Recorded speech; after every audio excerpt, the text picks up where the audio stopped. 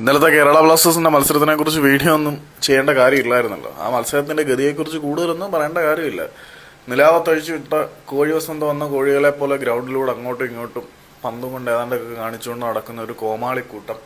ഇന്ന് ബ്ലാസ്റ്റേഴ്സിനെ സ്വന്തം ആരാധകർ ഇനി അങ്ങനെ വിളിച്ചാൽ പോലും ആർക്കും അങ്ങനെ എഴുതി തള്ളാനൊന്നും പറ്റത്തില്ല. ഇന്നലെ പഞ്ചാബിനെതിരെ നടന്ന ഹോം മത്സരത്തിന് മുന്നേ ബ്ലാസ്റ്റേഴ്സിന്റെ പരിശീലകനായിട്ടുള്ള David Catala pre match press കോൺഫറൻസിൽ വലിയ വീരവാദമൊക്കെ മുഴക്കിയിട്ട് ആദ്യ പകുതിയിൽ തന്നെ 3 വഴങ്ങി. ഒരു ഓഫ് സൈഡ് റഫറി വിളിച്ചില്ലായിരുന്നെങ്കിൽ ആദ്യ പകുതിയിൽ തന്നെ 4 കിട്ടിയേനെ. രണ്ടാമത്തെ പകുതിയിൽ ഫാലോവിന്റെ ഒരു കോർണറിൽ കൂടി ഒരു ആശ്വാസ ഗോൾ നേടിയെന്നത് മാത്രമാണ് ബ്ലാസ്റ്റേഴ്സിന് പറയാനുള്ളത്. പിന്നെ ബിന്ദാസിനെ പോലുള്ള താരങ്ങൾ അത്യാവശ്യം നല്ല രീതിയിൽ കിക്ക് എടുക്കാൻ പഠിക്കുന്നുണ്ട്. എന്നിട്ട് പോലും മോശം സബ്സ്റ്റിറ്റ്യൂഷനുകൾ നടത്തുന്ന കാറ്റാലയുടെ പരിപാടി അവസാനിച്ചിട്ടില്ല എന്നുള്ളത് സങ്കടം നൽകുന്നുണ്ട്. പ്രീ മാച്ച് പ്രസ് കോൺഫറൻസിൽ ഘോരം തള്ളിയ കാറ്റാല പോസ്റ്റ് മാച്ച് പ്രസ് കോൺഫറൻസിന് വരാനുള്ള മര്യാദ പോലും കാണിച്ചില്ല എന്നുള്ളതാണ് സത്യം. ഇന്ത്യൻ അസിസ്റ്റന്റ് കോച്ചിനായിരുന്നു പോസ്റ്റ് മാച്ച് പ്രസ് കോൺഫറൻസിന് മാധ്യമങ്ങളെ അഭിമുഖീകരിക്കാൻ വേണ്ടി പറഞ്ഞു വിട്ടത്. കാരണം പ്രീ മാച്ച് പ്രസ് കോൺഫറൻസിൽ അത്രമാത്രം തള്ളിയിട്ടുണ്ടല്ലോ.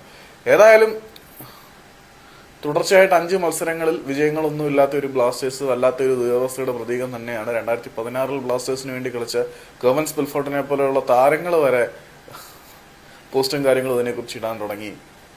പത്തറ്റിക്. എത്ര ദയനീയമാണ് ഈ ഒരു ക്ലബിന്റെ അവസ്ഥ.